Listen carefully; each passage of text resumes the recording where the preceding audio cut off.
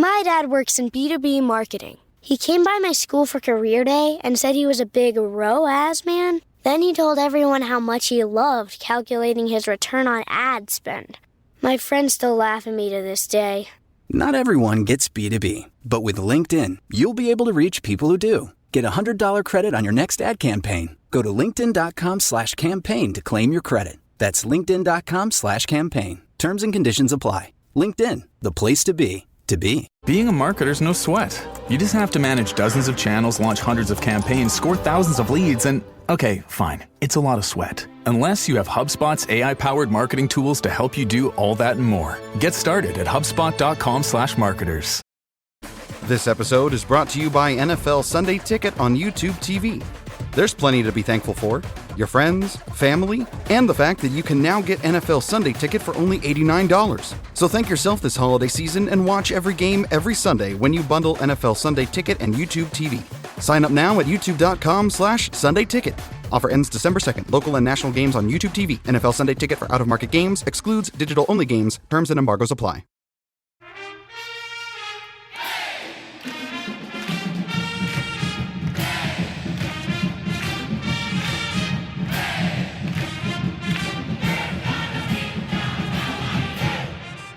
Hey there, Duke fans, and welcome to episode number 667 of the Duke Basketball Roundup. We are coming to you on Sunday, December 1st, 2024. Duke is in the win column in both football and basketball and women's soccer. I'm Donald Wine. I'm your host for this episode. I'm excited about all three of those. Jason Evans is with me. I know Jason is also excited the fact that this is going to be much more of a happy podcast because we get to talk about some wins. Yeah, for sure. And by the way, it was a great weekend. If you're a Duke fan, gathered with family for Thanksgiving, as I was, my wife's sister's husband, my brother-in-law, also went to Duke. He was 1 year behind. Wait, 2 years? He was either 1 or 2 years behind me. We didn't really know each other in school. We obviously know each other very well now. His kids, my kids. We had a big Duke watching party for both the Seattle game. And then for that unbelievable game against Wake Forest in football, the hoots and hollers from my living room had my wife alarmed as she and her sister were like nowhere near the TV. They're like, what is going on? Oh, yes. I will say yesterday was my birthday. I will tell you that Duke football and Michigan football gave me the best gifts that I could possibly ask for. Oh, wow. Yeah. So I was very happy. Yeah, about wait. But I was going to say deep tease. I know we're limited on time. We're going to try and get this puppy out in an hour, but we will be talking about the Michigan-Ohio State game, the aftermath of that game, the aftermath of the UNC-NC State game, which was very similar, another fight on the field, and sorry, Donald, I watched Georgia Tech go to 8 friggin' overtimes. I comments. Did too. I have thoughts. I have too. I saw my Miami team lose. Flag planting was a big story yesterday, but we will talk about that after the break. Wow. First off, let's get to the basketball because on Friday night, Duke basketball was back in Cameron. They were rebounding from the loss to Kansas in Las Vegas, and they played the Seattle RedHawks. And Seattle U came in, again, as we mentioned, a pretty difficult team by mid-major standards, but 70-48. The final score. Duke back in the win column. They moved to 5-2 on the season. Jason, as we always do, we will start with the headlines. And I have a few. I know you have a few. I'll let you go first and give me a couple of your best headlines. Well, first of all, we got so many sleepless in Seattle headlines. It's like everyone was like, wait, I have an idea. We had like 5 of them at least. The one that I thought was best, I think, was Jared Strauss, who not only used the sleepless in Seattle, but then sort of wove it into his entire thing. He says, sleepless in Seattle, Duke defense gives RedHawks nightmares, while offense looks like it could use a nap. Yeah. And then a couple others I liked. I'm probably going to steal some of yours, but you can see what happens. Josh Levinson, sleepy and grungy against Seattle as Devils turn their eyes to the Tiger, as Josh is looking ahead to Auburn. No problem with that after the game. Dennis Yedwarb. All right, so Dennis did not go with the Sleepless in Seattle theme, but I loved his this was really clever. Seattle slew. Duke dominates as defense dismantles RedHawks. I love that because I am of the age where I know who Seattle slew was. I am a sports fan. I know the horses. And I know There you go, Seattle man. Slew was a very important horse. You actually took two of mine that I had.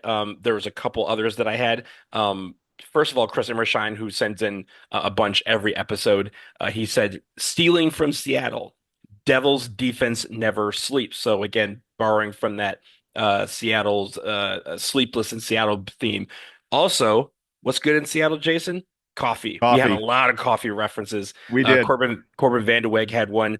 He said Seattle's best first half effort roasted by Duke's Starbucks defensive special blend. I thought that was That great. was really, I thought that I was also need good. coffee right now, so that really ties into what we have. All right, I got two more to close us out.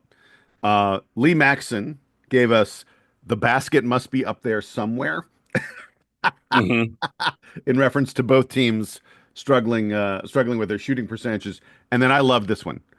Bart Hopper. Bart, this is good. He just said Slim slams Seattle in reference to Isaiah Slim Evans's just outrageous slam dunk against Seattle, which probably is a play of the game contender for sure. Yeah, absolutely. We will talk about that in a little bit. But what I got one more final headline from, of course, from John Grantland. He wrote in a bunch of them, but one that I liked, again, borrowing from the Thanksgiving theme, is leftovers taste good too. Red Hawks aren't Jayhawks, but a win is a win as Duke gets much needed win over Seattle. Again, as we move into the good part of this, Jason, again, this game was kind of up and down in a lot of different areas of the game. But one thing is for sure, Jason, defense. Defense was always there. They held Seattle to 21% from the floor, 21% from three, 16 turnovers, and they only allowed 6 assists. That is Duke basketball. That is some great Duke defense. Yes, and the ultimate goal, Donald, of defense is to prevent the other team from scoring. That is what you seek to accomplish when you play defense. And Duke held Seattle scoreless for the first 8 minutes of the second half. That's outrageous. That's ridiculous. It was kind of Hmm. funny. I'm not sure the announcers had picked up on it necessarily, but like I said, I was watching with my brother-in-law Tim, and at about like the 15-minute mark, 14-minute mark or so, Tim goes, wait a second, they've still got 25. He's like, they haven't scored yet in the half. They haven't scored at all. And suddenly, all of us became obsessed with whether or not Seattle would score. Then a couple of times, like a shot would rim out or something like that. We like, yeah. Duke held Seattle scoreless for the first 8 minutes of the second half. They didn't get a field goal until almost 12 minutes of the second half had gone. By the time they did, Duke was doubling them and led this game by 29 points. I know the final margin wasn't quite that big, but still, it was they Seattle could do nothing on offense. I kept track of the live stats as this game happened because for once I'm watching this game with not like a 1 minute lag delay. But when I watched this game, I kept track of the field goal percentage for Seattle and It how kept low on it going got. down. It went as low as 14% from the Wow. floor, not from three, from the floor. There was a point actually where they made a 3-pointer and their 3-point percentage for the half was better than their field goal percentage for the entire game. Like off of one shot. That's how many times we saw them hit backboard. And I think the idea here is the one thing that we've talked about is our defense has kind of tried to steer our offense. And if our offense is going, we can still bring our defense. And again, for large stretches of the game, we didn't shoot the ball well, but our defense was there. And that's why this game felt like it was never in doubt, really, from, I guess, maybe the 10-minute mark in the first half, because our defense was just every single time Seattle thought they could make a run, they would come down, they would miss a shot, and we could go the other way and do something on offense. But it was still 30 seconds 20 seconds where Seattle did not have the ball and they weren't able to make a play. Yeah, a little bit more on the defense. Seattle only had 8 points in the paint in this game. Only 8 points in the paint. And remember, I highlighted their best player, Matthew Alexander Moncrief, is a guy who just wants to go in the. He scores from close to the basket. He and the other guy I highlighted, John Christophilus, combined to go 3 of 17 from the field, 0 of 7 from three, and they just never got their games going. When you take the two best players from a team, their top inside guy and their top outside guy, and you say, we're shutting down everything those guys do, it it just changes the way the opposing team is going to try to play offense. And in the case of Seattle, they couldn't get a good shot against Duke all game long. I mentioned those 8 points in the paint. That's far and away the lowest paint scoring total of any Duke opponent this year. You mentioned Seattle only hit 21% of their shots from the field. We made their offense look like they had never played together. It looked like guys had just come in off the floor. They had no cohesion. They couldn't shake us and get an open shot. They couldn't get into the lane at all. It was a complete defensive effort. It showed a lot of effort, by the way, key word there, because I saw Duke guys working hard. I saw the number of Duke guys I saw fighting through screens, doing a good job of hedging and recovering. Like, I looked around at times. I was like, what's Seattle missing? I couldn't figure out how they could get a good shot against this long, tall, and skilled Duke defense. And one last defensive thing I wanted to point out. Someone noted to me that at one point in this game, Duke went to like a 1-2-2 zone press, Mm-hmm. and also like a 1-2-2 zone in the half court with It was like a 3-quarter press to start, and then it kind of slimmed back to the half court. right. And Maliq Brown was the head of that. He was the head of that zone. I guarantee you're going to see Duke use that again, because his hands, his reach, his instinct create havoc on defense. And putting him up at the top there, assuming you've got the size on the back line, which Duke does, putting that guy with those instincts, that reach up at the top of your zone is going to disrupt the opposing team from the get-go. Like the minute they try and get anything started. And it, by the way, speaking of Maliq Brown, you may have noticed at one point Duke went really big with Patrick Gongba and Maliq Brown and Cooper Flagg all in the game at the same time. That is a ton of size. We also saw Maliq and Brown in at the same time as well, alongside Cooper Flagg. And I think even I think there was a point where it was like Sion James and Con Knipple, and then those three. So I mean, there was points where we decided to really showcase our height. Yeah, and I think part of that is John Shire saying, I need to find a way to get more Maliq Brown on the floor. Because in these scenarios, Maliq has moved to the four, to the, essentially, I know Duke's positionless and guys move around and stuff, but when Malik's in there with Patrick Gongba and Kaman Malawach, Maliq is not playing the center position. And I think that's a desire to see more of Maliq. I checked his steal rate. Maliq Brown's steal rate is now third in the country. He gets a steal on almost 7% of the defensive possessions he plays. People, did you hear that? How outrageous. He gets a steal on almost 7% of the defensive possessions he's in on. That's absurd. That is the havoc that Maliq Brown is causing on defense. I was gonna say, you mentioned that this team against Seattle couldn't shoot their way out of their slump. They couldn't drive to the lane to get out of their slump. They couldn't really get to the free throw line a lot in that 8-minute stretch, because again, they didn't hit anything until 8 minutes into the second half. And it also felt like they couldn't pass their way out of it either, because as I mentioned, they only had 6 assists, and the 6 assists felt like they were the 6 times that the ball went from one Seattle player to another, because every other time it felt like we tipped it or altered it or somehow got in the way. We had 12 steals in this game. And again, our threshold for turnovers is 12, right? For Duke, we had 12 steals. So that's not counting the turnovers and the offensive fouls and the other non-steal turnover things that Seattle had.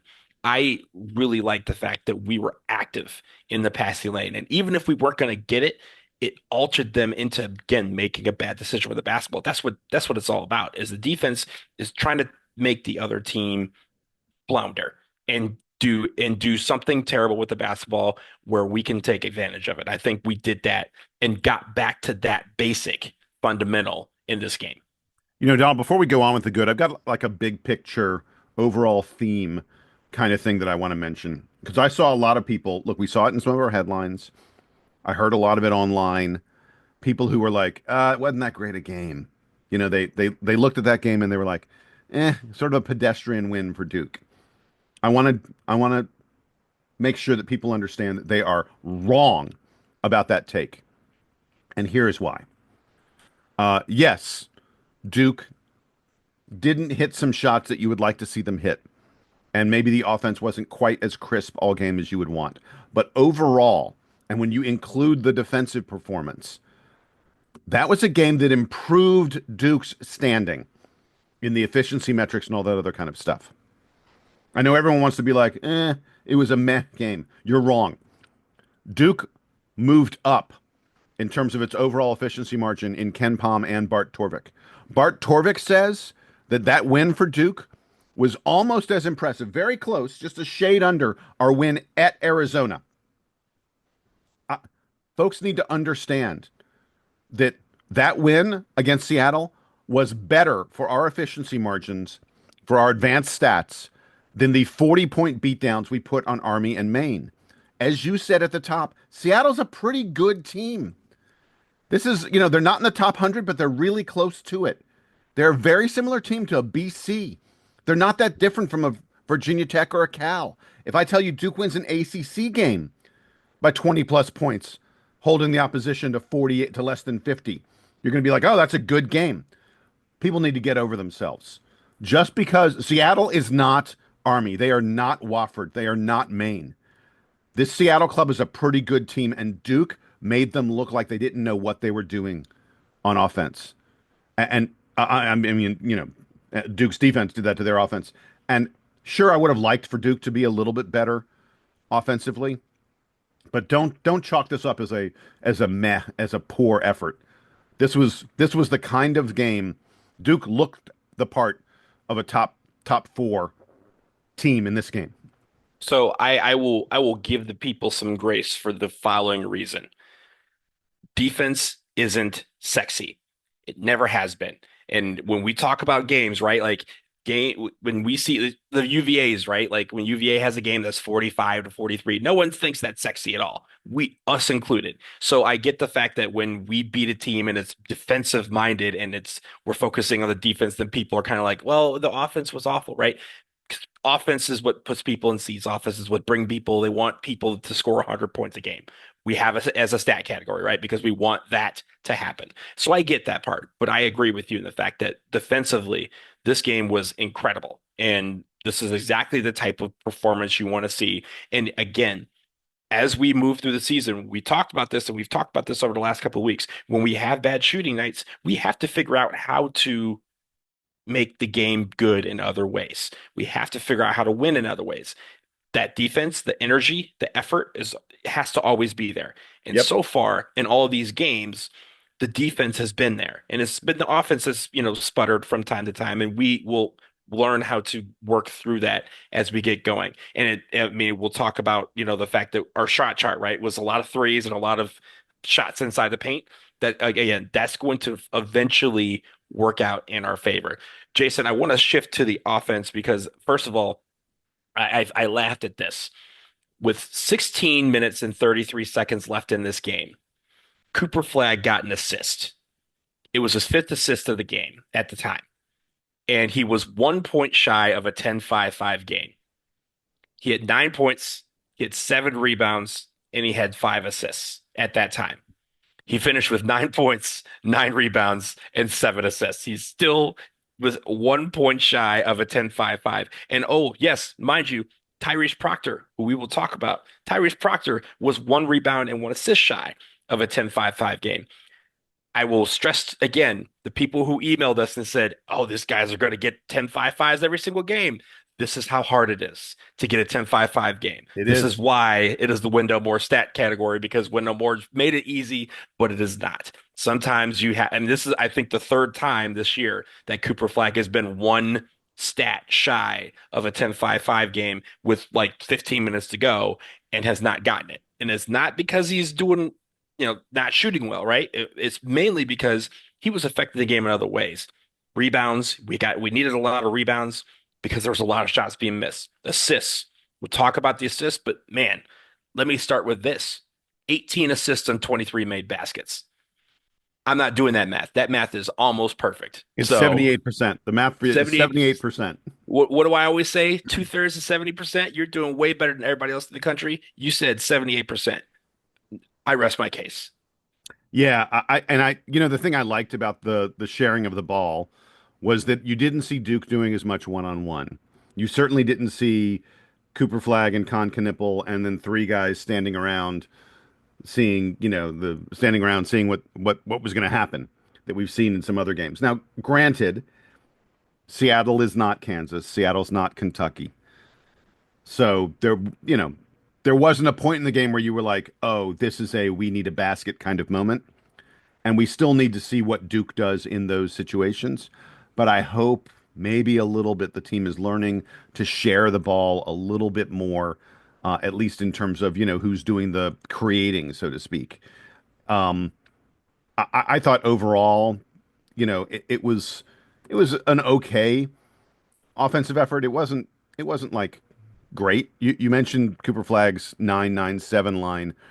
He blew a dunk. He blew a layup that he usually makes.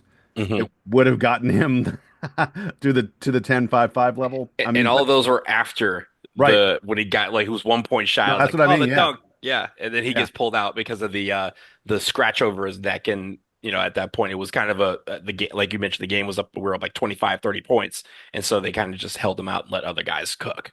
Yeah, but it was still a 9-9-7 line. It shows all the ways he's impacting the game, really impressively.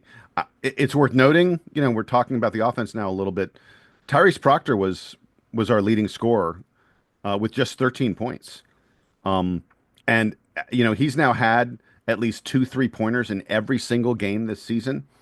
He's hitting 47% of his threes on the season, just 33% of his twos. Like, but I thought, the team is continuing to do a better and better job of recognizing Tyrese as a major scoring option and going to him.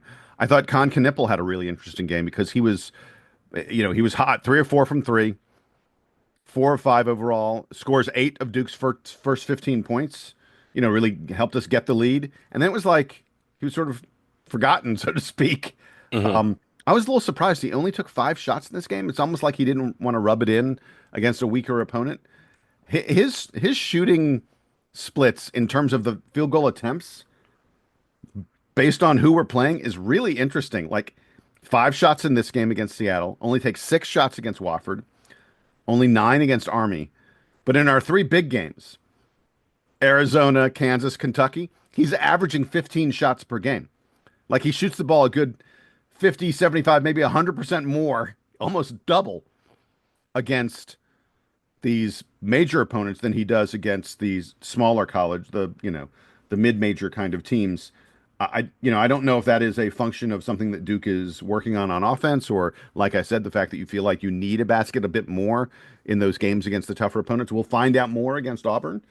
Um, but I mean, how can you argue with Khan doing what he did on only 5 shots? I mean, look, we wanted to be more efficient, right? He was. So hey, we can't then say, oh, he should have taken more shots, right? I think it's interesting the shot chart between some of these games, but it also feels like when we play the bigger teams are like Con Knipple's that dude, other than Cooper Flag. So we gotta, go after him. And then we kind of respond with, yeah, these are 2 guys. We can, give them the ball, let them go for 15 shots a game.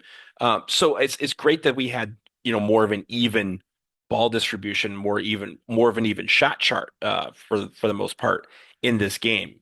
So I really enjoyed the fact, first of all, that Tyrese Proctor is continuing to shoot the ball fairly well. And I get like he was 3 for 9, but I feel like a few of those were late 3 pointers. He was like there was a point where he was 3 for 6 or something like that, and they were talking about how he was shooting 50% from three for the season. So again, this is something that we were hoping for, that he would start to elevate his game from 3 point, and that has been the case.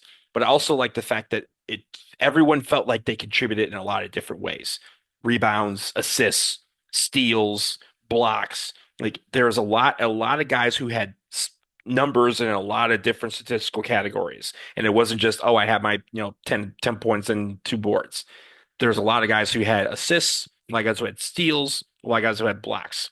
And I think that is where the team effort comes in, and more of the distribution is being spread out. We obviously got to play a lot more guys, but there's also everyone coming in ready to contribute in the ways that are necessary for us to win. Yeah, and by the way, speaking of playing more guys, we have to talk about Isaiah Evans for a moment because he comes in along with Sion James and Maliq Brown Hmm. at the first TV timeout, essentially part of the very first subs. And the game wasn't, look, this was a game that, until that run in the second half where they don't score for 8+ minutes, this was a competitive enough game that you don't feel like Shire was like, oh, I need to give minutes to a guy. And the announcers were Chris Spatola was very clear that John Shire said Isaiah Evans has earned a bigger role on this team. Huge caveat, we're playing a mid-major, let's see what happens against Auburn. But I like that Isaiah got in early. He hit a couple threes. He had that thunder dunk. I was really watching him on defense though. He did not get lost. He was working hard. Like there was one point he was switched onto a significantly bigger man, essentially the center for Seattle. He did a nice job fronting and making sure that guy did. They were looking for that guy, and he made sure they didn't get the ball to him. I thought Isaiah looked the part on defense. He's not Sion James. He's not even Tyrese Proctor, but he looked like he won't be a huge defensive liability when Duke puts him in games. And if that's the case, then I think this guy earns minutes. You know, is he ready for prime time? We won't know until we have a primetime game on Wednesday. Right. But I like that Isaiah Evans is getting chances because I think there are things he can do that will help this Duke team, especially because this Duke team appears to struggle at times on offense. Now, it's worth noting, Isaiah's a bit of a gunner. He took 8 shots in just 17 minutes of time. I mean, he took more shots in this game than Cooper or Kahn did, despite playing about a third less minutes than they did. The only guy on the team who shot more than he did was Tyrese Proctor. I'm not sure that I necessarily need Isaiah coming in and just looking to shoot from the moment he's in there. But we talked about this in the preseason, Donald. We said, maybe Isaiah comes in and you see, is he hot? Is he going to carry you for a few minutes? Hmm. And if so, let him cook. Let him cook. If not, it's fine. It's a couple minutes, couple missed shots. Duke's able to do that no matter who's in the game. So I like seeing Isaiah with that early role, and I hope that he continues to be a factor in this rotation. Yeah, I think, and we were talking about this with our buddy Scott Rich before the during the game and really before the game, but we were kind of saying, hey, I kind of said, what does this mean for Isaiah Evans if he gets all this playing time? Because we've seen him get a bunch of playing time. We've seen him score, 14 points against Wofford, only to get 0 points again, or I'm sorry, 0 minutes, I should say, against Arizona and Kansas. So yeah, he got he got all these minutes. He got some points. He looked effective when he was in the game for for certain stretches. But does that translate to when we play a big team like Auburn, right? Does it translate to when we go on the road to Louisville after that? I think that's going to be the question moving forward. Of course, we'll talk more about that later this week. I did want to, before we move to the bad, I want to focus on Sion James for a second because Sion James, I thought came in and did Sion James stuff. But again, he affected the game in a lot of ways. It wasn't through necessarily points, right? He got 6 points, 2 for 4 from the floor, but he had 8 rebounds, 2 assists, and 3 steals. So again, he was really, and only one of those rebounds were offensive. So on the defensive end, he was really making a name for himself and showing why he is one of the first off the bench. Yeah, and so many of those rebounds, I felt like they were very contested. It was in traffic, and you just saw him come down in such an authoritative kind of way. Yeah. Yeah, he rebounds in a way that our other guards, I'm not sure they're really capable of doing it because they just don't have his size, his bulk. At one point during the game, they showed him sitting on the bench, and he was next to Patrick Gongba, and Patrick's big guy, but you just saw the difference in their physiques. I was just like, "Hey, Patrick, there's something to aspire to right next to you there, buddy." Because Sion just is so cut. He's so strong. And I wanted to just briefly mention, it's not going to be my play of the game. I think it could have been, but the play where he got a steal, he blew up the offense by Seattle. He gets a steal, and he's essentially being bumped and fouled as he gets this steal. But he fought through it and tossed the ball way up in the air ahead to Cooper Flag for a thunder dunk. Um, that was such a Sion play. Hmm. Everything about it, from the start of the play where he's just fighting through screens and making life a nightmare for the guy he's guarding, to grabbing the steal, to getting it to his teammate. He does nothing but the dirty work, but he does it really smart. And I don't know, if you don't love this guy, I don't know what's wrong with you. He's been my favorite since I had coffee and breakfast with him at Tulane back in the spring. I think that everyone out there in Duke land, he's one of these guys, Theo John, Ryan Young, who you're Hmm. like, yeah, they may not have played at Duke for a long time. They may have played at Duke after graduating from someplace else. That man is brotherhood through and through, and will always be a welcome sight on the Duke campus. And his energy is infectious. His smile is infectious. He plays the game. It's almost kind of maniacal in a way, right? Like there's times where he's like, man, he just savaged that dude, and he's smiling about it. Like, don't cross him because he's also big enough to take you out. So, yeah, I really appreciate his effort and his energy in this game. And again, his rebounding. We had 44 rebounds in this game, and he was second leading rebounder on the team the other night. But let's leave it in the good. We're going to take a quick break because we still have a lot to discuss, and I want to get the break in. So we'll be right back. We'll talk about all the things we need to improve on before we get to Auburn.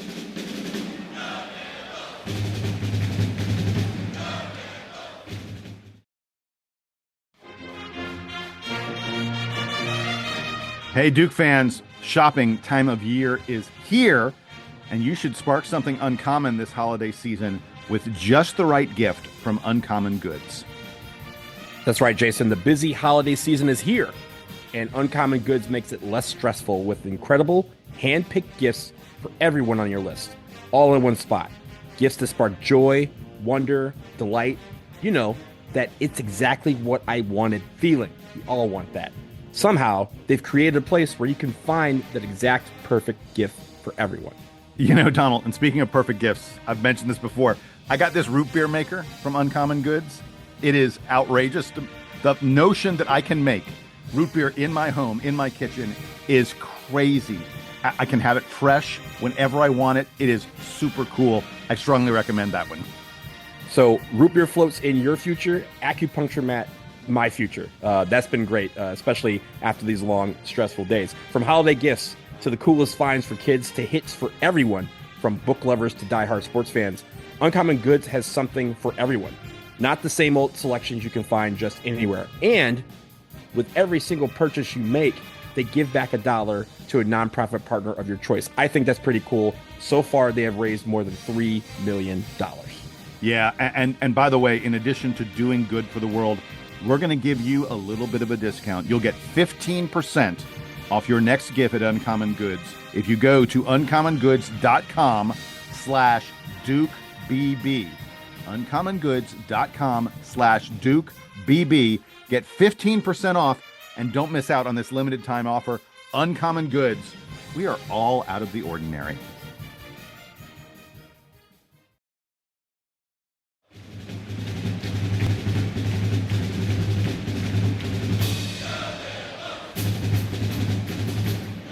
All right, we're back and we're still talking basketball. We want to shift to the things that we need to improve. And Jason, I want to start with this. It feels like we didn't have anybody on this team on offense. And in offense, we aren't shooting well. We shot 39.7% from the floor. We shot 27.8% from three. We even shot 73.7% from free throw, which is okay, but not where we want to be. And it felt like in the first half, especially, we didn't have anyone who was willing to try and create in the lane on a consistent basis. And because of that, it felt like we had some sloppy play. We had 13 turnovers, 8 of them in the first half. And it felt like it was because we were trying to force things that weren't there. And instead of going with our gut, going with where what these guys do naturally well and getting those guys to those spots. It just felt like the whole operation on offense just felt forced. And I think that's where a lot of people feel a little frustrated with where it's been right now.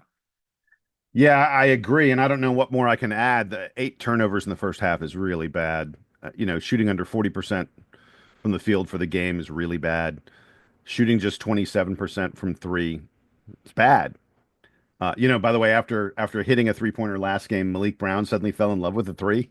Hmm. He shot three more of them, Shot three of them. Yeah. didn't hit any of them. Although it wasn't a bad shot in there. I don't know. I think there may have been a little bit of hangover from the travel back from the West Coast and Thanksgiving. The team did a big Thanksgiving dinner and get together and the such. There was some family that was in town as well that was a part of that. It's the holidays are always fun, but they're also a little bit stressful and all that food. So I can forgive it. You don't want to see it carry over to our next home game against Auburn. But look, if Duke's going to have a game where they shoot poorly from the field, even at home, better to do it against a mid-major than against a significant opponent. Look, Duke's not going to be lights out every single game. We've absolutely seen that. We've proven that with my ridiculous assertion that this team is going to shoot well from three every game. They have resoundingly proved me wrong the past few games about that. So, okay. I can live with it in this contest. Like I said earlier, this was a game where, despite our offensive struggles, the efficiency experts out there say that Duke got better in this game. So I'm fine with it. I think the more significant thing than the offensive struggles was the fact that we fouled so much. Yeah. The fact that we committed 22 fouls and we let Seattle shoot a ridiculous 31 free throw attempts. 31 free throw attempts. And by the way, it's worth noting they hit 24 of them. It continues a season-long trend of teams shooting outrageously well from the free throw line against Duke. On the season, Donald, I'm sure you've seen this, but it's just a crazy number. On the season, Duke's opponents are hitting almost 80%, 79.6% of their free throws against Duke. Is the ninth highest free throw percentage in the country. And despite what the crazies behind the basket will tell you, I'm telling you that free throw percentage is just a totally random stat. Like, the team that's best at it is not the best team in the country. The team that's worst at it is not the worst team in the country. Not even close. It's just random whether your opponents happen to shoot well from the free throw line against you. And Duke is randomly bad lucking their way into like a crazy, outrageous opponent free throw percentage. By the way, we should recall Duke lost to Kansas in a game where Kansas only missed one free throw the entire game. They shot 92% from the free throw line. I mean, it's kind of a joke of a statistic, but Duke needs to figure out a way to have the opponents miss a few more free throws. This is unfair for our opponents to be hitting 80% from the free throw line, but it is concerning that Duke committed so many fouls that the opponents got to the free throw line a ridiculous 31 times. Yeah, I think the fouling, again, we have built kind of this defense that is supposed to be a suffocating defense without fouling. And I think the one thing that was eluding us was the fact that we were fouling a little too much in this game. And yeah, the defense, the free throw defense, I don't know how to improve that. Maybe the crazies, maybe Speedo guy needs to come back for a couple games just to get us back on, regress us to the mean. But yeah, other than that, there's no way to really combat that other than maybe putting them on the line. Maybe if everyone in Cameron jumps up and down at the same time, we can shake the basket a little bit. I mean, you can. I've done it before, and I know you have as well. Back in the old days, we could make things happen. We could, that was with no AC, so we were angry. But I think the free throw defense is something that what can you do about it other than not put them on the free throw line? If guys don't get to the free throw line, they can't shoot and make free throws. Conversely, for us, I think again we should focus on the fact that every team, right, every player. When you say you have a 50, 40, 90 player, that's a really good deal, right? 50% from the floor, 40% from three, and 90% from the line.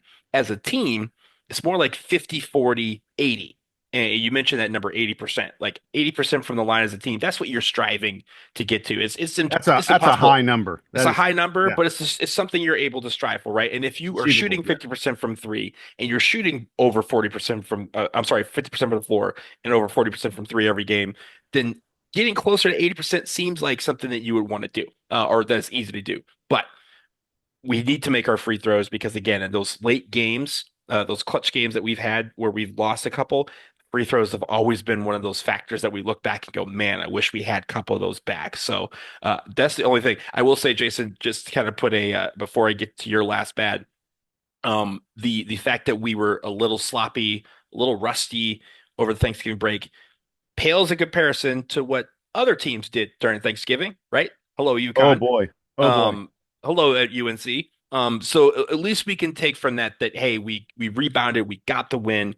It wasn't pretty in all facets of the game, but at least it was effective. And as you mentioned, the analytics love what we did.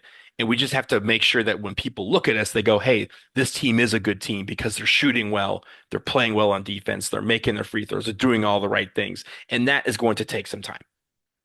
So my last thing I have in the bad, and we hate calling out individual players, but we have to tell the truth. And Caleb Foster is still very much struggling. He had a couple nice moments. Look at the very start of the game, the start of the second half, both those moments. He made buckets for Duke and looked good doing it. But overall in this game, Caleb is just 1 of 5 from three.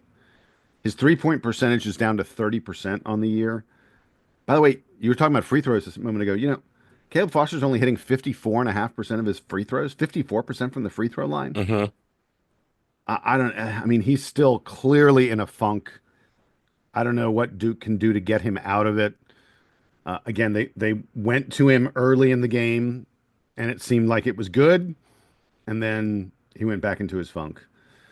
And I then think the the other Allstate guy, the Mayhem guy, got to him because the new commercial, I don't know if you've seen it, it's about the yips, and that's what he yeah, has. He has the yeah, yips. yeah, I agree. It's frustrating. I know there are a lot of people out there who are sort of agitating for Sion James to take over as the starter and for Caleb Foster to be moved to the bench. I don't know that I'm. Look, if John Shire thinks that's the right thing to do, I'm not going to disagree with him because I do think that, and Sion's playing more minutes than Caleb at this point. So who starts, who doesn't start to me doesn't really matter that much compared to minutes. And I think that in a close game, you're probably going to see Sion in the game more than you're going to see Caleb down the stretch. I don't know that I need to see them change specific roles though, because I think that could be somewhat demoralizing to Caleb Foster. And so I just don't need to see it happen. The other guy who continues to be in a deep funk is Mason Gillis. 0 of 2 from three in this game. He's hitting just 26% of his three-pointers in the season. This is a guy who'd never hit less than 35% in a season. Like his career three-point field goal percentage is like 39, 38, 39, something like that. Mm-hmm. So I figured And he out. hit 47% last year. Yeah. Here's what it would take. It's still early in the year. Here's what it would take for Mason Gillis to get back to his career average. All it would take would be for him to hit 5 3-pointers in a row, 5 for his next 5 on threes. So I think the basketball gods look just average for him. Over the next couple games against Auburn and Louisville, then Mason's going to go 5 for 5 from three. That's what has to happen to get back to just being an average Mason Gillis. If it has to happen, I can live with it. Yeah. Yeah, I mean, look, he's struggled so far. They even talked about it on the broadcast. If you were watching on TV, they spent a lot of Yeah. time talking about how he was one of the prize pickups and he just hasn't been shooting the way that he has been doing throughout his college career at Purdue. And I think it's going to come around. And I believe in the fact that it feels like he's rushing because he knows he's in a slump. And you know how it is. Like when you're in a slump, you try to do everything you can and you focus so much on trying to get yourself out of it that you put yourself more into it. And I think the same thing with Caleb Foster. Sometimes you get the yips and you have to brush it out of your mind and just focus on making that one true shot. If you recall back to 2020 with Jack White, right? Jack White had what, a 20 game score, like a streak where he couldn't hit a three-pointer, could not hit Oh, it was water from a outrageous. boat. Yeah, it was crazy. And me and Sam were at the Miami game where he finally hit one, and you could just see the weight lift off his shoulders and out of camera, and all of a sudden he was going to go on a tear, and then COVID happened. So there it only takes one. So I'm looking forward to that one going in where he kind of goes, okay, I'm back to myself, and then he goes on a little tear. 5 for 5 would be great. 10 for 10 would be better. But I think he just needs that one to fall down. He needs to see it go through the hoop, and then he'll be okay. Jason, anything else in the bad before we go to our play of the game and player of the week? No, let's do play of the game for sure. Okay, well, I want to start with I might know what your play of the game is, but I definitely know that you don't know what mine is. So I'm going to start with me. Early in the game, Maliq Brown was able to poke the ball away from a Seattle player, and as he poked it away, he was kind of on the sideline. He grabbed it, but was falling out of bounds. So he tried to throw the ball off of a Seattle player. That player actually grabbed the ball back and turned around and started to go towards the basket. Maliq Brown, as he fell out of bounds, recognized this, immediately stepped back in bounds and poked the ball away again. And this time it went to Tyrese Proctor and he went the other way. The reason why I point that play out is because it was early in the game. It established our defense and established the fact that Maliq Brown would not give up on that play on defense. He poked the ball away. Usually, when that happens, you throw the ball out of bounds, the other team catches it, that turns into 2 points, and you just kind of chalk it up to like, oh man, a nice effort play that just, it was just unlucky. No, he said, there will be no luck on this play. I will get the ball again. And he poked the ball away again. I don't know if he was credited for 2 steals on that play. I don't think he was, but he should have been. Should have because been. that was an incredible effort, and it's symbolic of the effort that is necessary on defense to win big games. A fine choice, sir. My play of the game is the Cooper flag rebound, reposition your body in midair, throw it out to Tyrese Proctor, who hits by the way, a deep three. Like he wasn't at the 3-point line. He was 2 steps beyond it, and he did hit nothing but net. It was an incredible play by Cooper. Yeah. Just, grabbing that ball, recognizing where he was, turning around and firing that pass to Tyrese, who was, wide open, but still a long way for the basket. I thought that was a fabulous. There are a bunch of different possibilities that I saw. I was sort of noting, as we all always do, Donald, during the game.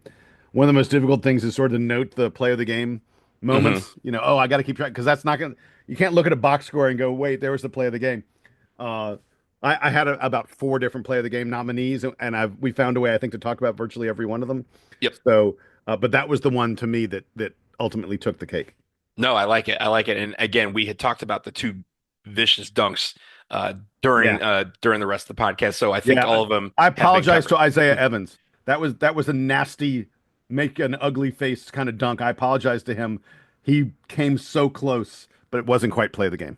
Yeah, exactly. Let's get to player of the week. Again, we're taking the Kansas and the Seattle game into account. Who is your player of the week? I got Tyrese Proctor, who on the week goes 8 of 16 from 3. Again, the week just encompassed 2 games, and he's 8 of 16 on 3-pointers. These were both games where Duke at times really struggled to score, and Tyrese was, perhaps our most reliable guy in terms of scoring. He's 4 of 4 on free throws for the week, so a Duke team that struggles at the line sometimes. Tyrese was not the cause for that. He had 4 rebounds in one game, 6 in the other. He got assists. Playing his usual stellar defense. I had little trouble picking Tyrese, who to me has really established himself as, the third scoring option and perhaps the number 2. I know that Khan is still ahead of him, but it kind of feels a little bit like Tyrese, at least lately, has been Duke's second biggest option on offense. 28 points. He leads all scorers this week. 10 rebounds, 6 assists, 2 steals, 1 block. And you mentioned the 8 for 16 from 3.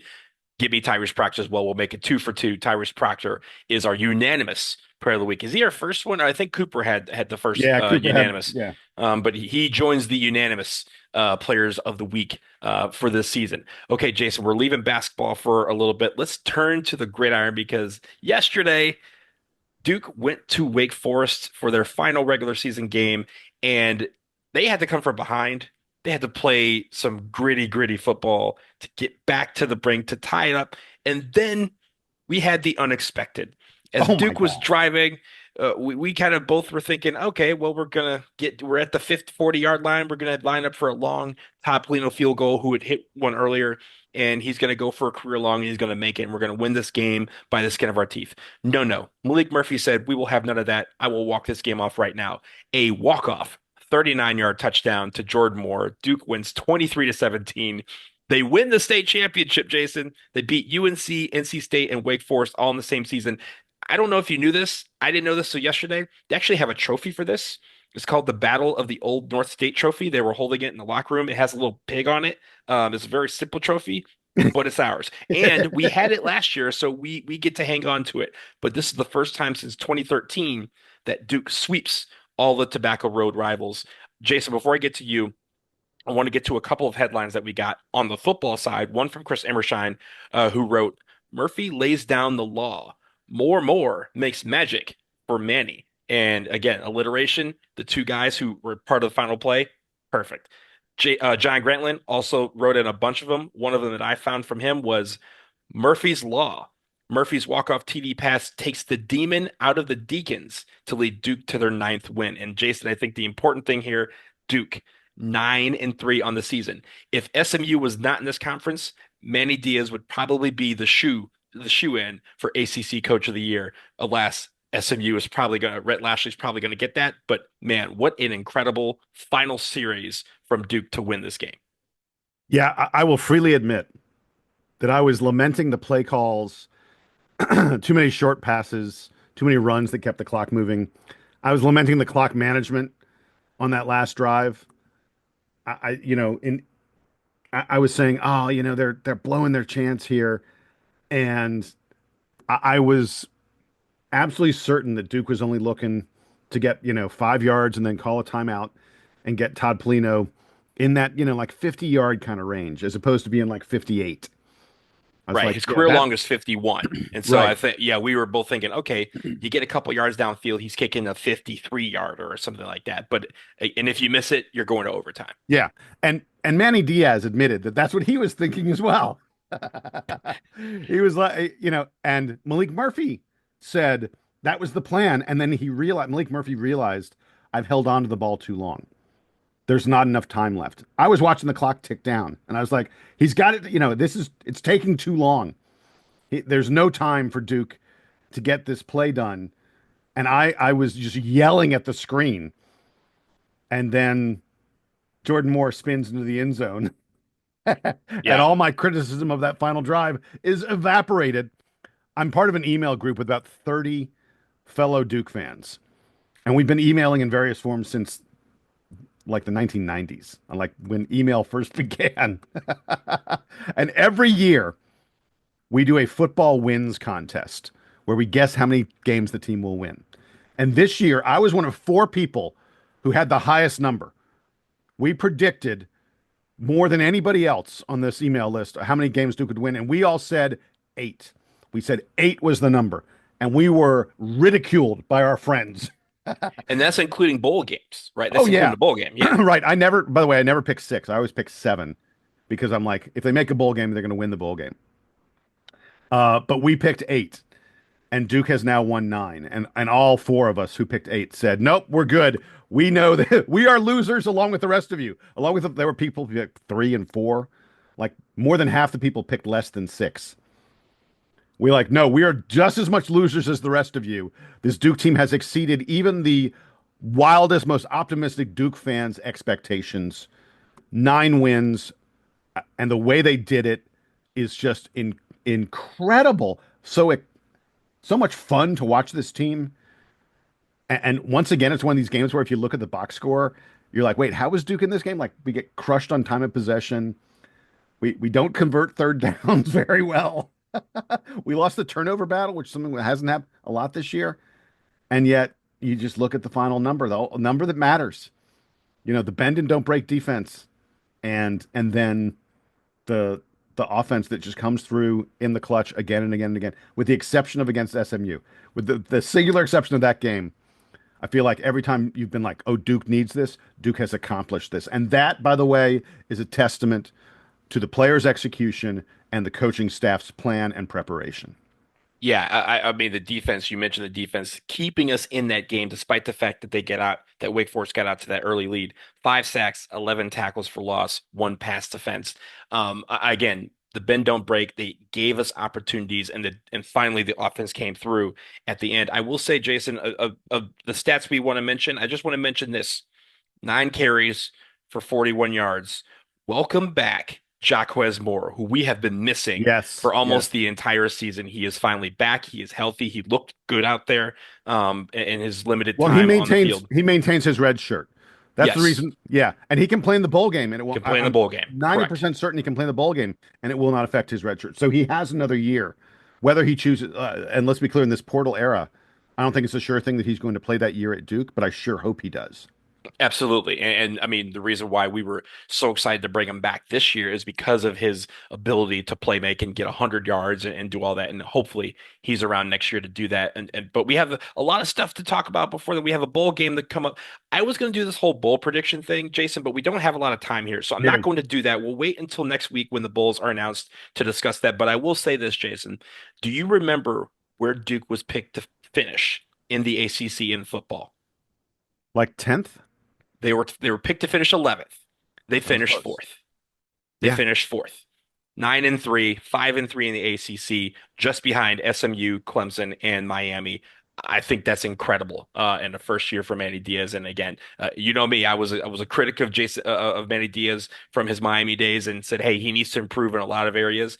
I feel like he's done that so far this year, and I'm really happy with where we're at. Again, 9-3, even better than last year. And we close out the year winning winning 3 games in a row and getting ready to hopefully be in a pretty good bowl game. So, Jason, any final word on the football team? Well, on the Duke football team or on football in general? Football in general. We want to talk about football in general real quick? Oh, Let's do that oh. real quick. Oh my God. I love college basketball. This was perhaps the greatest weekend of college football that I've ever seen. Huge upsets. By the way, Clemson and Miami both got, I don't know if you'd say Clemson got upset. I guess a little bit, against South Carolina. Miami to Syracuse. Those 2 losses are significant for Duke because those 2 losses mean the ACC is only going to send one, in my opinion, I think the ACC is only going to send one team to the college football playoff. It's I guess possible. there may be a scenario that SMU gets in even if it loses the ACC title. Maybe. Correct. I'm not Maybe. sure. I think that's the question. It's Right. not if Clemson loses, then they're out. But if Right. Clemson wins the ACC championship game against SMU, who is 11-1, it depends on where they're ranked, right? Yeah. This week, because if they're ranked in the top 5, then they have an opportunity to drop to like an 11 or 12 if they lost to Clemson. Well, But what, that's the what only we don't case. know is how the committee is going to treat conference Correct. championship game losses, because everyone is sort of saying you can't. There are too many teams bunched up.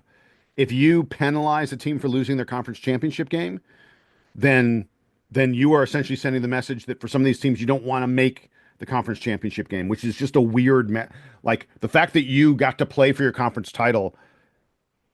The fact that you would then say no, well, you don't make the playoff is just kind of strange. So I'm not sure, but the reason I bring it all up is because the ACC gets more money. The deeper teams go and the more teams you have in the playoff. And look, we're going to be struggling big time to keep up with the SEC and the Big Ten anyway. Having an extra team in the playoff matters from a financial standpoint. And it lifts everybody up one bowl set, right? Like, instead of us it's kind of what happened last year. FSU not making the playoff pushed everybody down. Right. And That's a good Notre point. Dame not making it pushed everybody down even further. That's how we ended up in the Birmingham Bowl instead of a better bowl. Again, we won the bowl, and any bowl we go to, we want to win. But we obviously want to play the better team so that we can showcase our program against a Power 4 conference. And that is the way to do it, is to get more teams into the playoff. Everyone pushes up one, and then you end up playing a better opponent. All right, so then super quick, let me do 2 other things about the college football this weekend. The first one is to say this: stop planting the flag at midfield of an opposing stadium.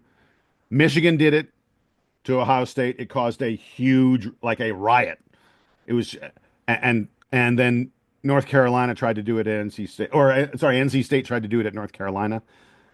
In both cases, I think the visiting team, the victor, was wrong. Don't just, you won the game. Act classy. Act like you've been there before. Don't go plant your flag at midfield. It's just rude. And I go back, Donald, to 1989. Was it 88 or 89? I forget. 89. When we beat UNC 41-0, we took a picture from the scoreboard. No. I go back to a game in Cameron. NC State beat Duke. I was there in the front row as I was for every game for my 4 years of school, and the Wolfpack mascot, the Wolfpack dude and girl, because they have a female mascot as well, Mhm. went to the Duke logo and were dancing on the logo. Oh no, sorry, it wasn't the mascot. It was Charles Shackelford. That's right, and A.V. Let's Lester. say mascots don't come to Cameron, so Right? No, although they were they there. were back then. Yeah. Hold on, they were dancing on the logo, and I was like, "Go get them!" And I jumped over the thing. I jumped over the press row in front of me. I was like, I was ready to take those guys on. They were desecrating our logo, and the Wolfpack mascot grabbed me and said, "Don't do it. They'll go to jail." Literally said that to me, and I turned around, and all my friends are like, "Wow, Jason's about to get his ass kicked." Like no, they were supposed to be with me. I was like, "Come on, guys, let's go." In any event, I was wrong, but they were wrong. And yesterday, both Michigan and UNC and NC State were wrong. Don't, if you win, do not go cause a ruckus at the logo. So I'm going to defend Michigan for a second. It's really not just Michigan, right? Because Michigan and NC State weren't the only two that did this. Arizona State did this. Florida did this. It was flag planting was all over the place. But I will say this: it takes two to tango, and if you want to fight, do it during the game, right? You have 60 minutes to prove that you're the better team. And again, Ohio State had done it at Michigan for 8 straight years, and they get mad when Michigan does it once. I'll tell you, it's the one thing. It's the rivalry weekend. There's a lot of people who people are hot because of the rivalry weekend. A lot of stakes were on the table for some of these rivalry games, and I think first of all, yes, flag planting. If you want to ban it, I'm cool with it. But it is not a singular. This is solely the fault. A lot of people are placing the blame on the flag planters. And look, it's both teams. Both teams fought, right? And it wasn't just one team doing all the fighting. So I will leave it at that. But there was a ton of great football yesterday, and a ton for me at least. Duke and Michigan gave me the biggest wins of the day. Yeah, and then the last thing I want to say is we got to figure out something to do about overtimes. That Georgia Tech game, 8 overtimes, and they're just going for two, back and forth, going for two. I was like, this is kind of weird. Well, they just changed it like a couple years ago, and the reason why is because they had that one game that went 7 OTs, and it took till like 2 a.m. because they had the full start at the 25-yard line and did all that. So they kind of said, yeah, we need to shorten these games up, otherwise we'll be here all day. That actually wasn't the longest overtime game, Jason, because there was a Big Ten game. I think it was Penn State and Iowa or something like that, where it was Illinois. 20. Illinois went to 9 overtimes. Went to 9 overtimes, and the score was 20-18. So let me tell you, if you were at that game, you deserve your whole season ticket back because that game was awful to watch. So at dinner on Saturday night, we were all talking about. We'd all watched the game, the Georgia Tech game on Friday night. We're talking on Saturday night, and we started coming up with we were trying what's alternate ideas, and someone said, oh, we should have the coaches do like a sprint or something like that. We should just start coming with just truly after like the 4th overtime, just come up with like random stuff. Like we had one idea where we said the defensive line must play offensive line, the offensive line must play defensive line, and we also had all the quarterbacks, running backs, and wide receivers playing the line, and the linemen playing quarterback, running back, and wide receiver. Just something other than going for two constantly, because that was just craziness. I will say, Jason, the one thing that soccer will always have over football is when they go to penalties, the keepers can shoot penalties. Yeah. And when the keepers shoot penalties, let me tell you, it is always fascinating, exciting, and nobody forgets it. I'm doing that to shift very quickly as we leave. Congratulations to Duke women's soccer. They are advancing to the College Cup, the soccer version of the Final Four, next weekend in Cary. They are the #1 overall seed. They just beat Virginia Tech yesterday. They have not allowed a goal in the NCAA tournament so far. And Robbie Church, in his final season with the team, after I think 34 years with Duke women's soccer, he gets one more week with his ladies before he calls it a career. He gets to try and go to a title game and bring home his very first NCAA title in his final season. Really proud of them. Congratulations. I will be looking forward to watching them in the College Cup next week. But we will end it here on this episode of the DBR podcast, Duke Basketball Roundup. Thank you as always for listening. This week, is super busy for us. I invite you to stay tuned to your feed because in probably just 24 hours, you will have another episode from us, a really good interview that we are about to record right now. So let's get out of here so we can do that. For Jason Evans, I am Donald Blind. This is the DBR podcast. Now it is time for the Duke Band to play us out and take us home.